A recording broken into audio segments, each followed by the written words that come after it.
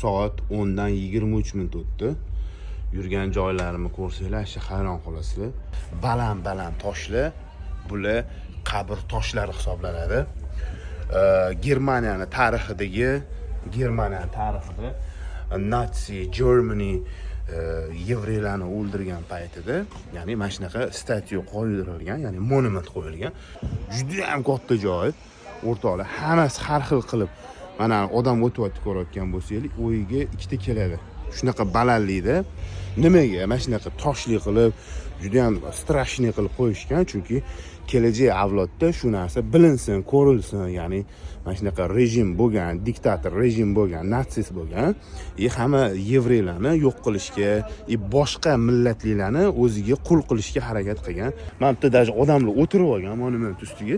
Endi bizda qabrlarni hurmat qilinadi, qabr ustiga o'tirilmaydi bu yerda. Bu yevreylarni konkretni tegida o'lik bormi yo'qmi bilmayman, lekin mana shunaqa o'tirish mumkin emas o'zi qabr ustiga. Mana shunaqa bu joy joylashgan joyi shunda sentrda, Brandenburg Gate'da shunda oldida joylashgan. O'rtoqlar, mana ko'rasizlarmi? Bu просто tak hazil narsa emas, konkretni bu yerda necha millionta yevro o'lib ketgan, natsiya rejim bo'lgani uchun juda ham katta zarar ko'rgan yevrey xalqi.